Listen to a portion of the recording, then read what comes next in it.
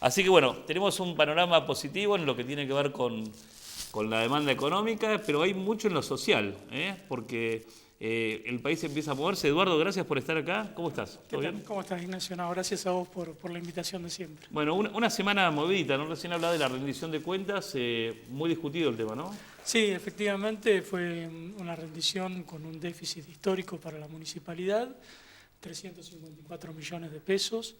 Recordemos que esto es del año 2019, previo a todo este tema de la pandemia, y con además muchos agravantes. Fue un año sin inversión pública, fue un año donde el municipio tuvo a disposición recursos del orden de los 3.500 millones de pesos, 3.200 millones de pesos, y no hubo una inversión pública importante. Todo esto se lo llevó gastos corrientes, el 97% del ejecutado es gasto corriente, y con este déficit, y además un gasto que se hizo el año pasado y que se comprometió para este ejercicio, que si uno lo suma, da una cifra abismal. ¿Dónde se recorta? Con el agravante, y cierro con esto, Ignacio, que Olavarría, siempre lo decimos, tiene un recurso extraordinario que es el derecho de explotación de canteras, denominado impuesto a la piedra. Se recaudaron casi 600 millones de pesos el año pasado y todo eso financió parte del gasto corriente y aún no alcanzó y tuvimos un déficit de 354 millones. Ahí el municipio ha ahora publicado los estados contables del primer semestre de este año y vemos otra vez que se repite un déficit importante en este primer semestre, con lo cual ahora, agregado a la pandemia, tenemos una situación horrible. ¿Por qué se gasta mal? Hay poca gente profesional en el mando a la hora de gastar.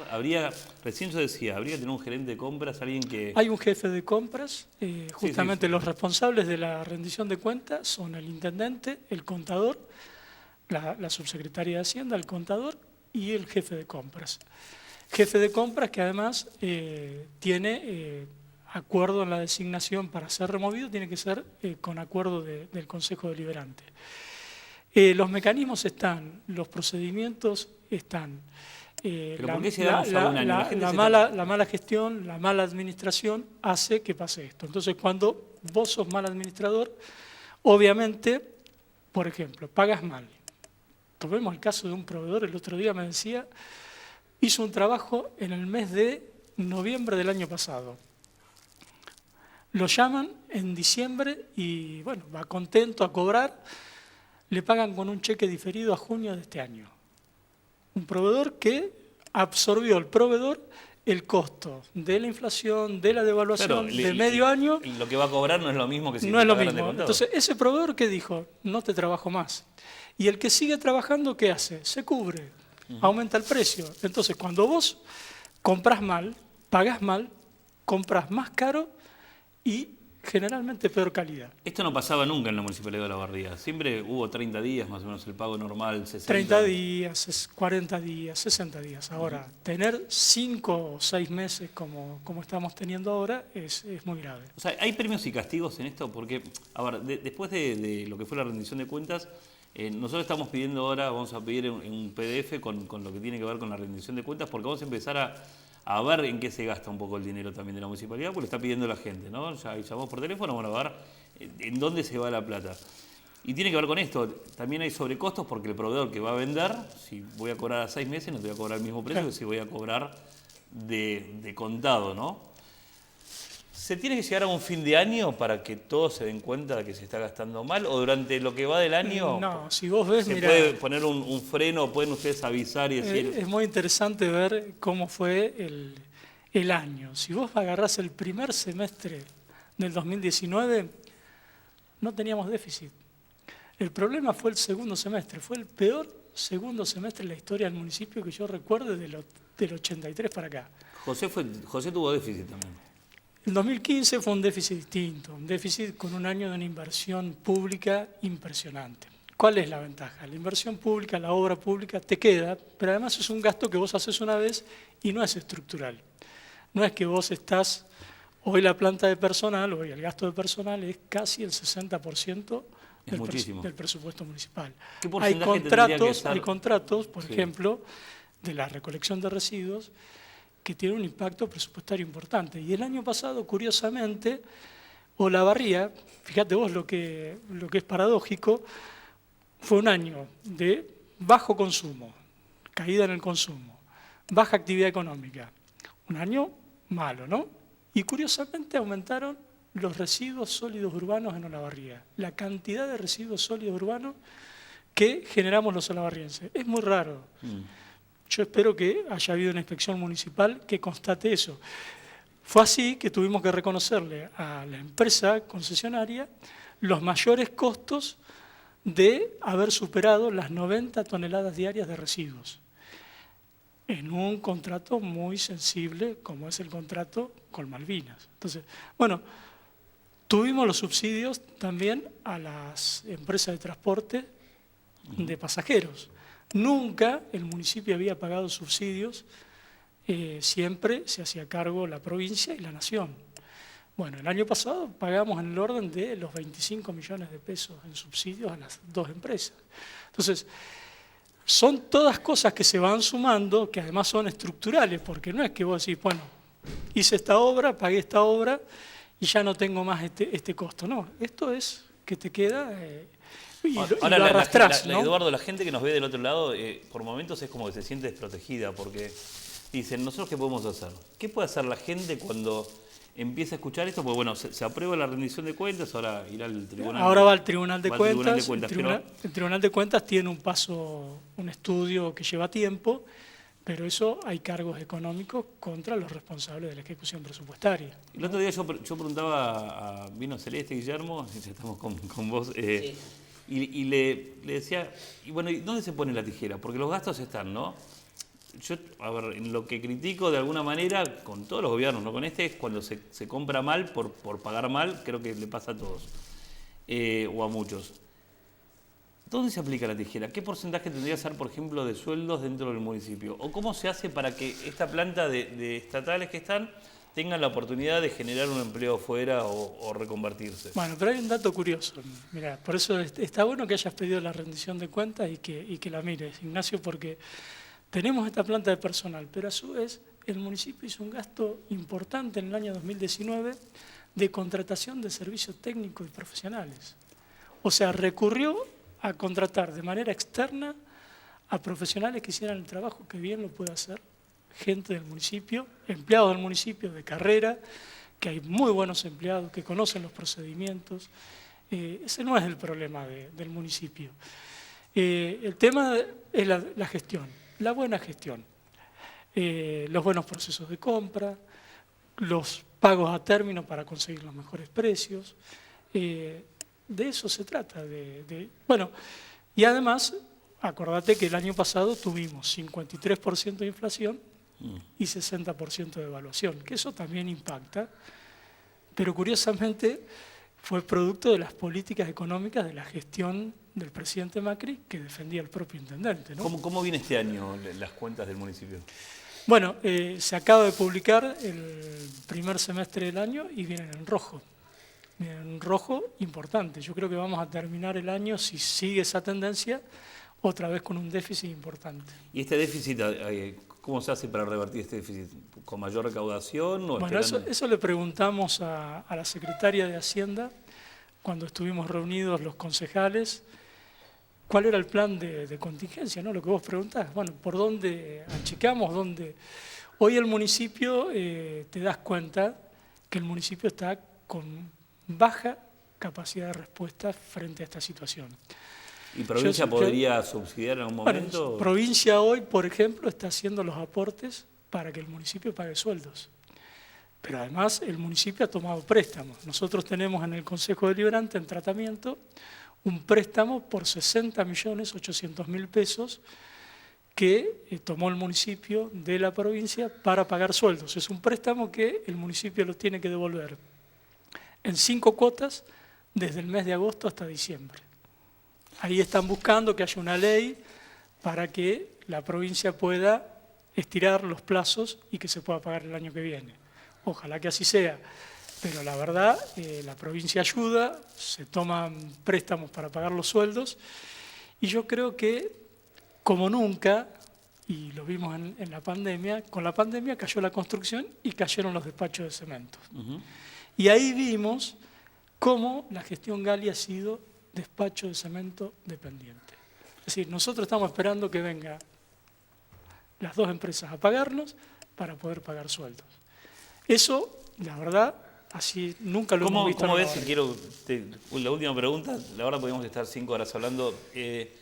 ¿Cómo ves Olavarría de acá a 4 años? ¿Cuál es el horizonte que tiene Olavarría cuando hablan entre ustedes, entre los concejales? Hoy es imposible mirar, ¿no? Hoy tenemos una realidad que es Olavarría no escapa a la realidad del país y a la realidad del mundo.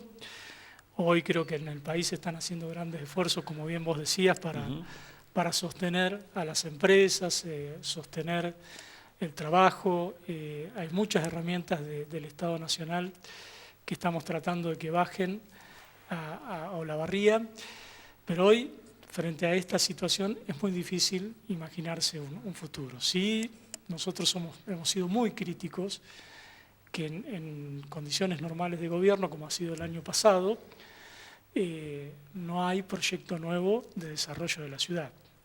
Bueno, Gastón, amplia experiencia en cereales, y hoy hay un tema que está tocando a la Argentina, de los cuales los productores están realmente muy preocupados, que tiene que ver con estos atentados que han hecho contra el ahorro, el silo bolsa, las reservas que tiene Argentina en muchos cereales. Quiero contarles a la gente que mucha gente no vende el cereal, y gracias a Dios están los silo bolsas, por un tema estratégico. Antes se producía un cuello botella, y muchas veces las cerealeras o los exportadores aprovechaban ese cuello botella donde todos tenían que vender, había una amplia oferta y los precios eran menores. Bueno, obviamente cada uno cuida su negocio y trata de vender al mejor precio. Muchos guardan el cereal y lo van vendiendo. Y aparte por un tema de logística, los precios del transporte también, al repartirse en el tiempo, no generaban esta demanda. Ustedes están haciendo un proyecto de ley para castigar a aquellos que están haciendo este tipo de atentados. Exactamente, Ignacio. Buenas noches, gracias por la invitación. Además te quería agregar algo, el silo bolsa vino a resolver un problema en cosecha, ¿no? Cuando vos decías el cuello de botella. Hoy, a la velocidad, digamos que hoy vos ves los campos y hay 3, 4 cosechadoras con unos rindes, qué sé yo, por decirte, de maíz, impresionante. Entonces la alternativa, no hay camión que alcance. ¿Qué hace el productor? En bolsa, hace el silo bolsa ahí de la cosecha. Bueno, el silo bolsa vino a suplir un poco esa falta de logística que a veces se produce en esos momentos del año. Por eso, bueno, justamente nosotros, a través de nuestro bloque de Foro Olavarría, estamos presentando un proyecto de comunicación solicitándole al Consejo Deliberante la adhesión o el apoyo al proyecto que ha presentado el diputado del Frente de Todos, Sergio Massa, y Ramiro Gutiérrez, para castigar esto que, como decís vos, es una preocupación para los productores.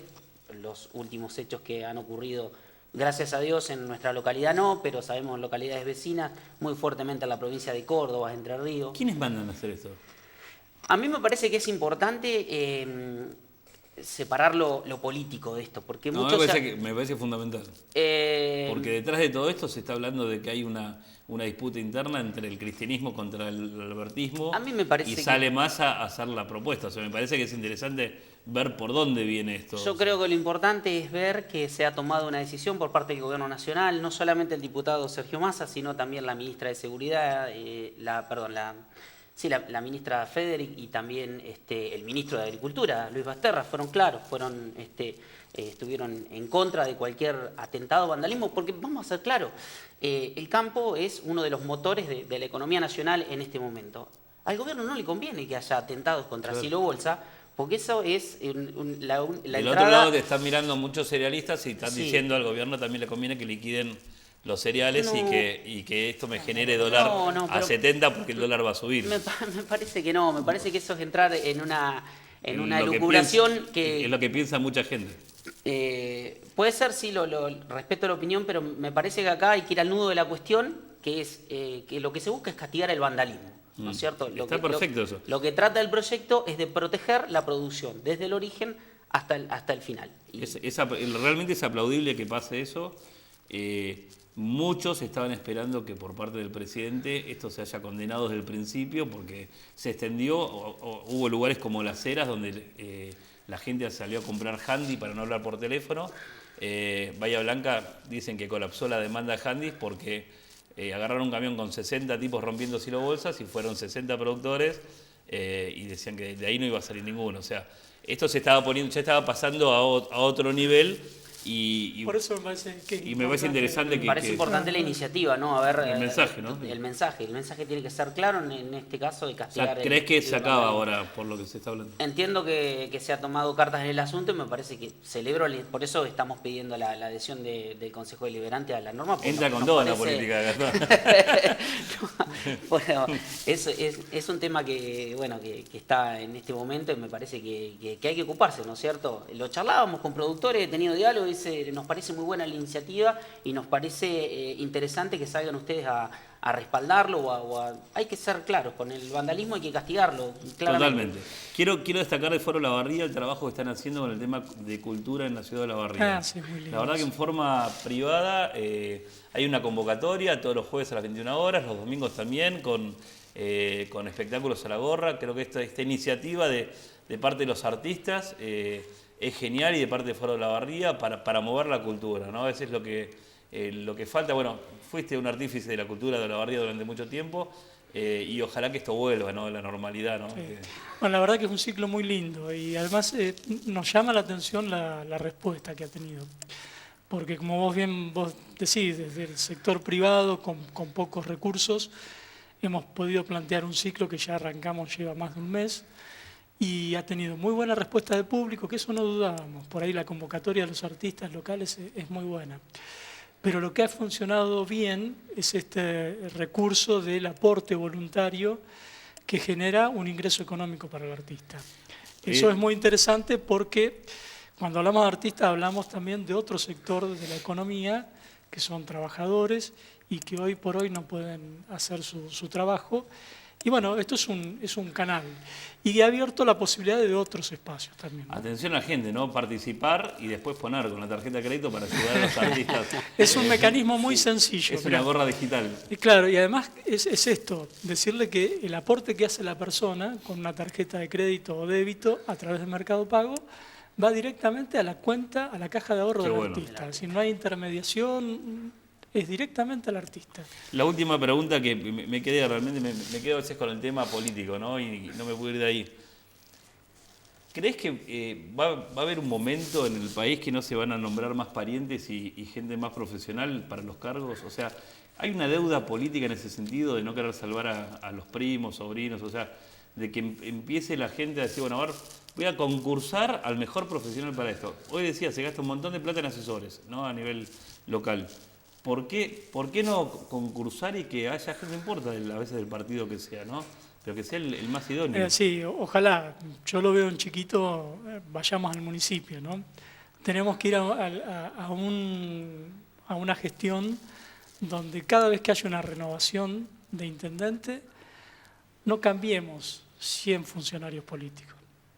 Cambiemos cada vez menos cantidad de funcionarios políticos y tengamos una estructura permanente, una planta permanente con rangos de jefes, directores, que le den continuidad a la gestión. ¿Qué opinas de los 15.000 que tomó Kicillof ahora?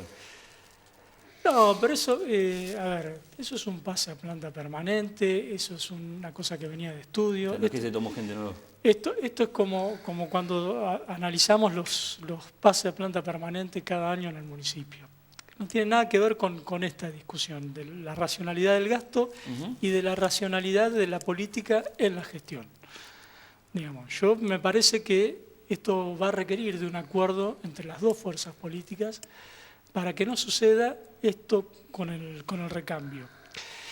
Yo alguna vez tuve acceso a una charla de Néstor Kirchner donde él planteaba la alternancia en el país. Y Néstor Kirchner se imaginaba la alternancia entre una centroizquierda y una centroderecha.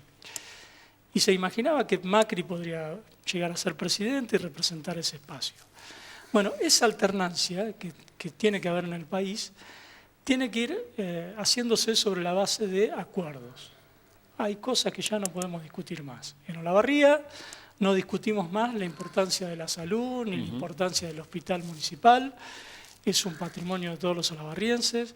Tenemos que vigilar que ahí se compre bien, que el gasto se haga bien. ¿Crees que hay un cambio, que la gente está hoy con la lupa y va a mirar de otra manera el gasto que La gente está cansada, Ignacio, la gente está cansada, la verdad, uno lo que palpa con la charla, en las redes, está esperando que pongamos lo mejor de nosotros, desde todos los sectores, le escapa a todos los debates tontos que hace la política, y a veces me incluyo porque uno es partícipe de esto, y lo que quiere más en este momento, donde además tiene las consecuencias económicas del aislamiento, quiere que nos ocupemos de los temas importantes.